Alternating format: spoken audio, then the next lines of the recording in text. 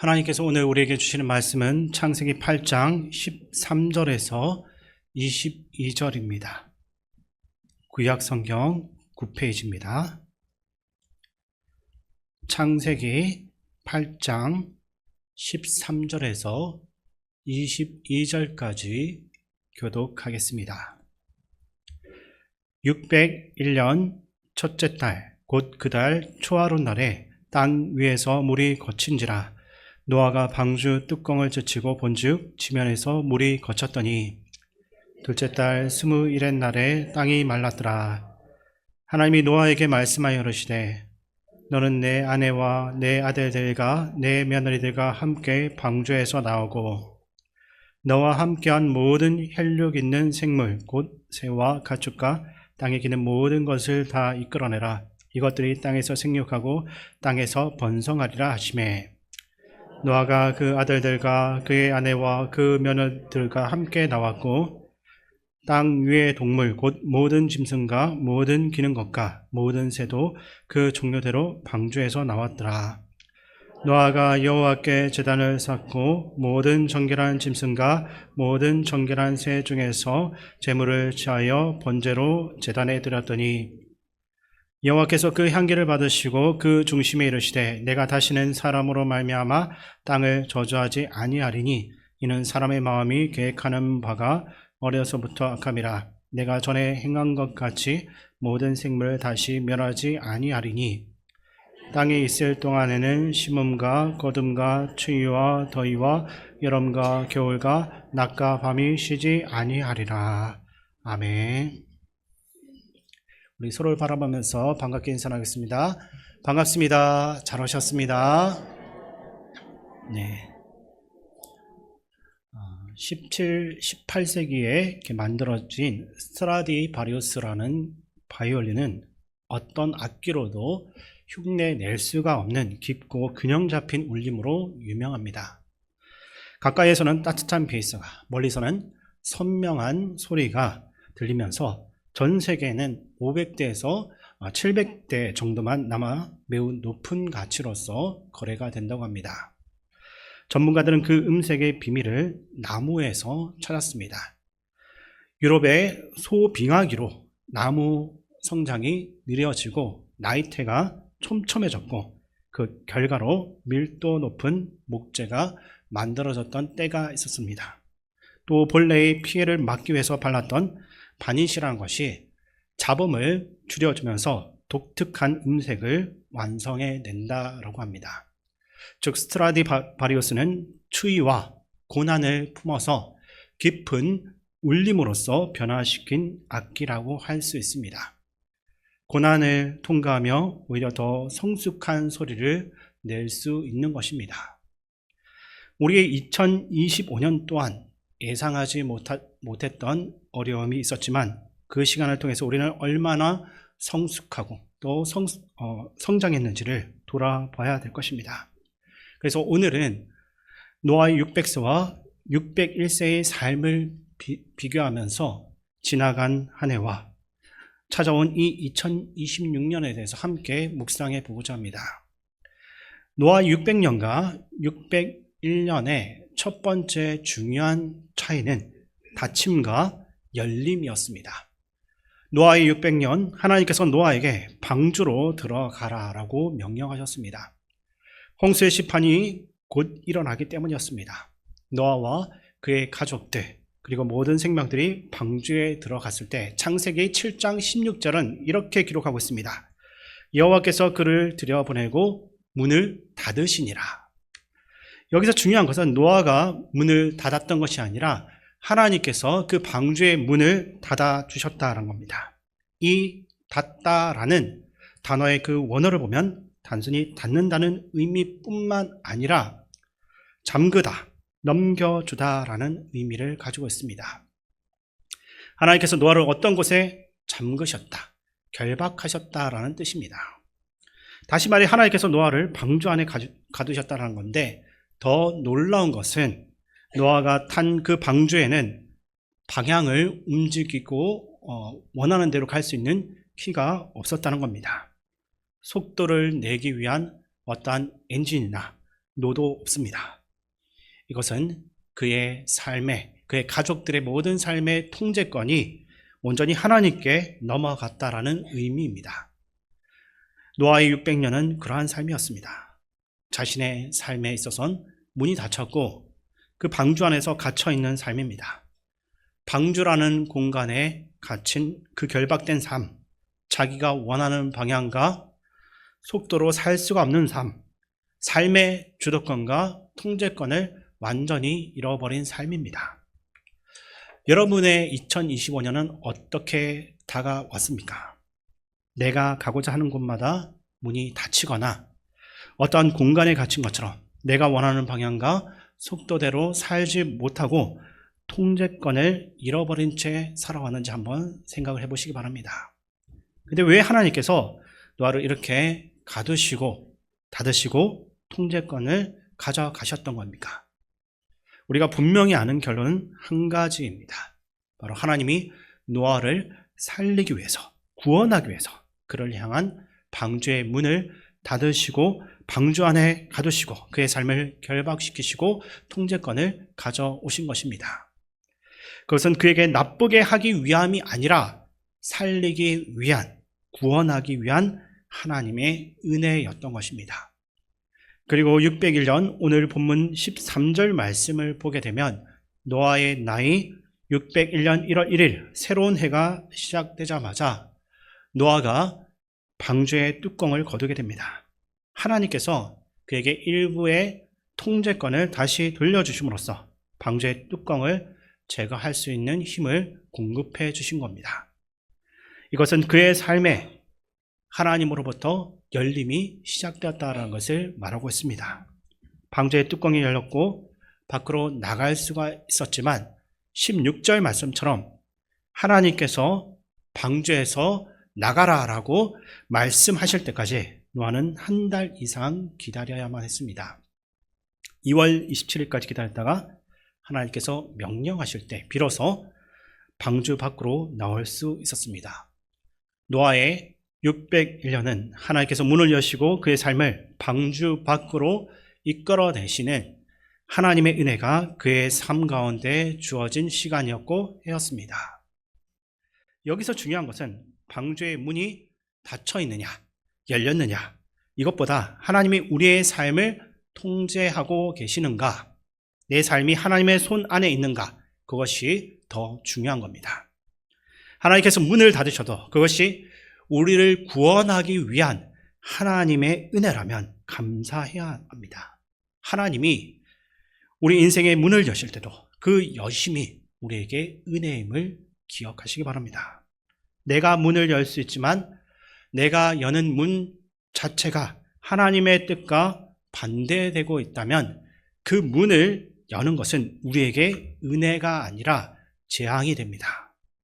그러므로 닫힘이나 열림이 중요한 문제가 아니라 우리의 삶이 하나님의 다스림과 통제 아래에 있느냐, 이것이 더 중요한 것입니다.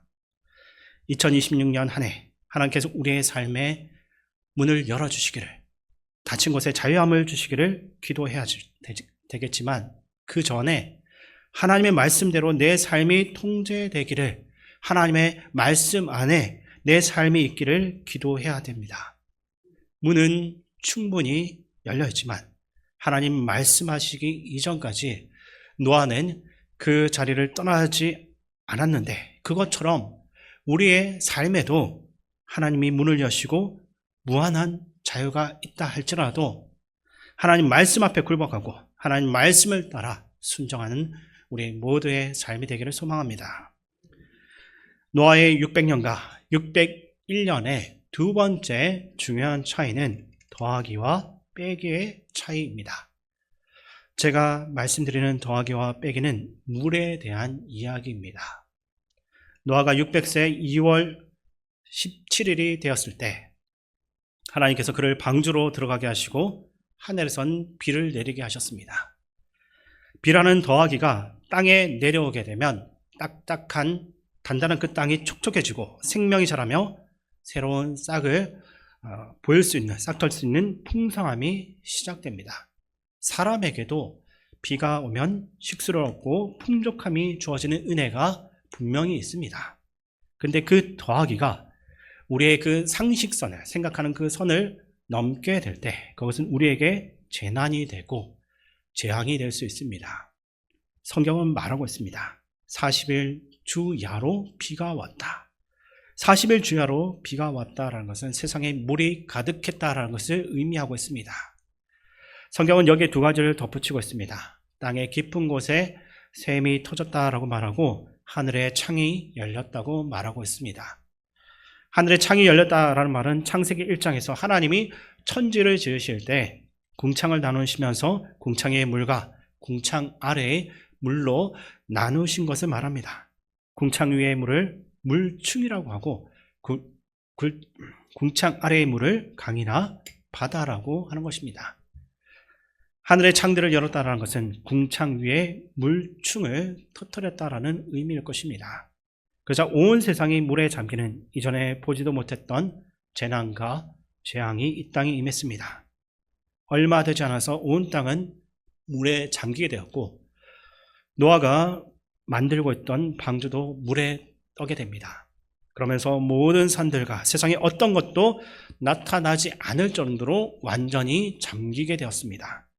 이것은 모든 생명이 다 죽었다는 것을 의미하고 있습니다. 하나님의 더하기가 이 땅에 더해지자 그것이 하나님께서 내리시는 재앙이 되었고 심판이 되었고 형벌이 되어서 세상에서 더 이상 존재하지 못하게 되는 결과에 이르게 된 것입니다. 우리의 인생에도 더하기가 참 중요합니다. 근데 그 더하기가 너무 강하게 되면 우리의 상식을 넘게 되면 그 더하기가 우리 인생의 행복이 아니라 기쁨이 아니라 재난이 되고 재앙이 될 수 있다는 사실을 성경은 우리에게 보여주고 있습니다. 어쨌든 모든 생명이 사라진 끔찍하고 참혹한 그 상황 가운데 창세기 8장 1절을 보게 되면 하나님이 노아와 그와 함께 방주에 있는 모든 들짐승과 가축을 기억하사라고 나와 있습니다. 하나님의 기억하심이 새로운 전환점이 되고 있습니다. 하나님이 기억을 하시니까 하나님이 바람을 불어서 물을 감하게 하시는 빼기가 시작됩니다. 성경에는 하늘의 창들을 닫으시고 깊은 곳에 샘을 다시 막으시고 비를 그치게 하셨다라고 기록하고 있습니다. 하나님의 더하기가 이 땅에 임해서 재앙이 되었는데 다시 하나님께서 사람을 기억하셔서 하나님의 빼기가 시작되니까 땅에 물이 줄어들기 시작했습니다. 7월 17일이 되니 노아가 탄 방주가 아라랏산에 머물게 되었습니다. 150일간 가득했던 그 물 가운데 점점 그 물들이 줄어들다 보니까 10월 1일 날 산봉우리가 나타났습니다. 노아는 물이 얼마나 줄었는지를 확인하기 위해서 까마귀와 비둘기를 내보내면서 그것을 확인하려고 했습니다. 노아 600년의 삶에는 하나님의 더하기와 빼기가 일어나면서 하나님의 징벌과 두려움 그리고 상실과 상처로만 가득한 한 해였습니다. 노아의 600년은 두려움의 시간이었습니다. 평생 노력하며 읽어왔던 그 모든 것이 사라지고 방주는 어디로 가는지 알 수가 없는 막막함 속에서 불안함만이 그의 모든 삶을 지배했던 것입니다. 어쩌면 우리의 2025년 또한 지나간 그 한 해 또한 상처와 고통, 앞이 보이지 않는 불안과 상처로 가득한 시간이었을지도 모릅니다. 그러나 중요한 것은 하나님의 더하기와 빼기가 우리의 삶 속에서 계속해서 일어나지만 하나님이 우리를 기억하시게 될 때 우리의 삶이 제자리를 찾아간다는 사실입니다. 601년 첫날 물이 거쳤고 땅이 말랐더라라는 말씀처럼 하나님이 노아에게 다시 시작할 수 있는 마른 땅을 주셨는데 그것이 새 출발의 기반이었습니다. 2026년 하나님께서 우리에게도 다시 한 번 더 도약할 수 있는, 뛸 수 있는 마른 땅의 은혜를 주실 것을 믿으시기 바랍니다. 더하기나 빼기가 중요한 것이 아니라 그 속에 담겨져 있는 하나님의 계획을 얼마나 믿고 신뢰하느냐, 이것이 중요합니다.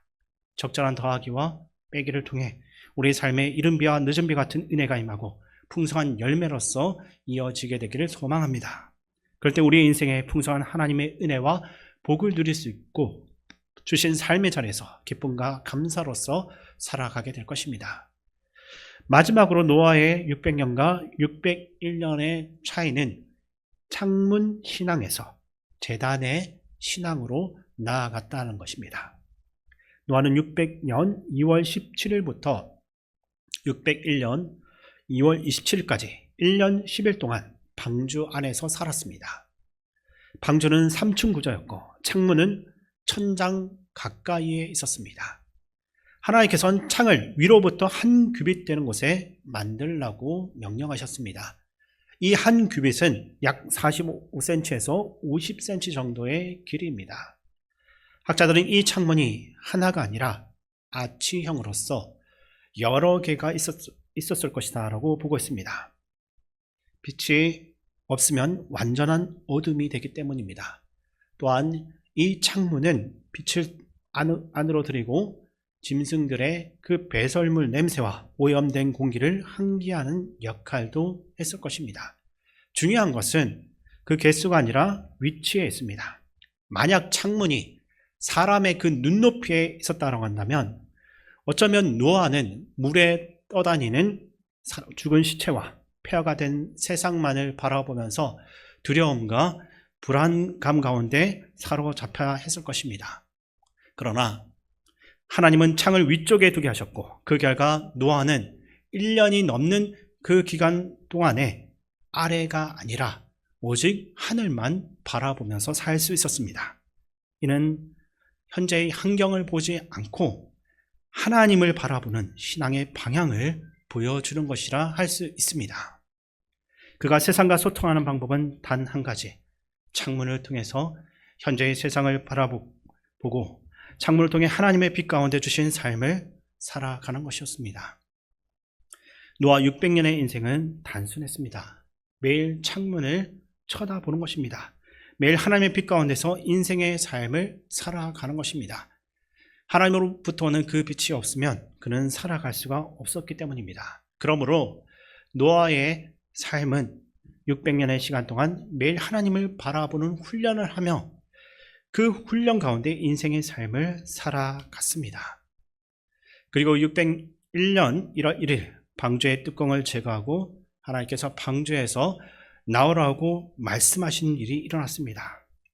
방주에서 노아가 나와서 가장 먼저 한 일인데 그것이 무엇이었겠습니까? 본문 20절 말씀을 우리 함께 읽겠습니다. 노아가 여호와께 제단을 쌓고 모든 정결한 짐승과 모든 정결한 새 중에서 제물을 취하여 번제로 제단에 드렸더니, 아멘. 우리가 계속 보고 있는 개역개정 성경에는 여호와께 제단을 쌓았더라라고 되어 있지만 우리말 성경 버전을 보시면 이렇게 번역되었습니다. 여호와를 위하여 제단을 쌓았더라. 방주에서 1년이라는 시간 동안 훈련되고 준비가 되었던 노아의 삶이 오직 여호와를 위한, 여호와 하나님만을 위한 삶의 목적과 방향성을 가진 인생으로 변화된 것입니다. 매일 하나님만을 바라보았던 그의 삶이 방주에서 나온 이후에 제일 먼저 한 일이 여호와 하나님께, 오직 여호와 하나님만을 위하여서 제단을 쌓는 그 인생으로 바뀌게 되었다라고 알려주고 있습니다. 왜 그렇게 되었겠습니까? 하나님을 바라보았던 삶이 하나님께 예배하는 자리로서, 예배의 자리로 나아가는 삶으로서 이어진 것입니다. 우리가 더 기억해야 될 것은 8장 1절에 하나님이 노아를 기억하셨더니 라고 했는데, 이제는 노아가 방주에서 나오면서 하나님을 기억하여 그의 삶에 제단을 드리는 삶으로서 나타난 것입니다. 고난의 아픔의 시간이 지나간 이후 우리에게 주어진 새로운 삶의 자리에서 방황하지 말고 막힌 문제를 스스로 해결하려 애쓰며 돌파하려고 하기보다 우리가 가장 먼저 해야 할 일은 하나님 앞에서 참된 예배자로서 서는 것입니다. 여호와 앞에 제단을 쌓고 그분의 은혜를 기억하며 오직 하나님만이 우리의 구원과 소망이심을 선포하는 예배의 자리로서 나아가야 하는 것입니다. 특별히 노아는 제단을 쌓고 정결한 짐승을 번제로 드렸습니다. 번제는 제물을 온전히 태워드리는 자신의 모든 존재를 하나님께 바친다라는 의미의 헌신입니다. 다시 말해 노아의 번제는 단순한 감사의 표현이 아니라 자신의 전 존재, 자신의 삶 전체를 하나님께 드리겠다라는 신앙의 결단이었습니다. 우리의 삶도 마찬가지입니다. 고난의 시간을 지나서 맞이하는 올 한 해, 이 새로운 해가 단지 회복의 시간이 되는 데서 멈추지 않고 하나님께 온전한 예배와 헌신을 드릴 수 있는 시간이 될 수 있길 바랍니다. 우리의 삶이 예배자의 삶으로서 세워지고 나아가 하나님께 자신을 온전히 태워드리는 헌신의 자리로 나아가야 할 필요가 있습니다.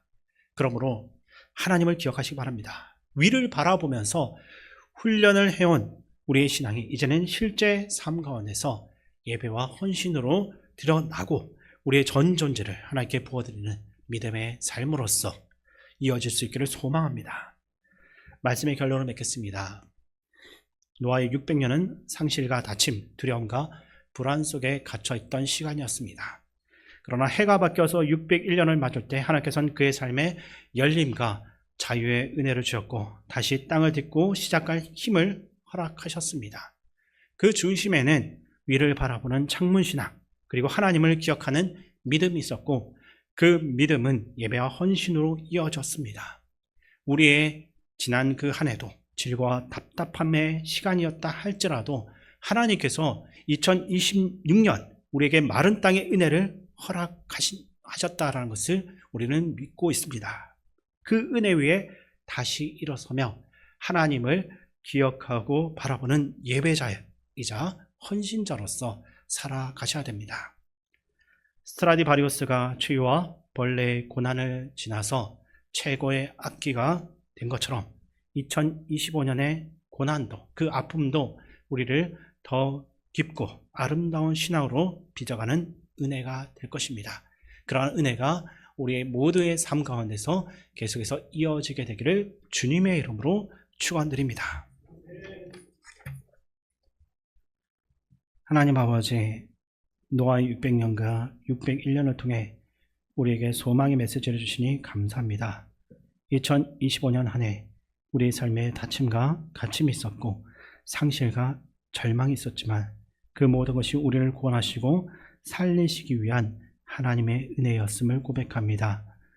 새롭게 시작하는 이 한 해 우리에게 열림의 은혜를 주시고 마른 땅을 딛고 다시 시작할 수 있는 기회를 주시옵소서. 무엇보다 우리의 삶이 하나님의 통제와 하나님의 다스림 아래에 있게 하시고 오직 하나님만을 바라보며 오직 하나님만을 기억하는 삶을 살게 하여 주시옵소서. 온전한 예배자로 헌신자로 서서 하나님께 영광 돌리는 한 해가 되길 원합니다.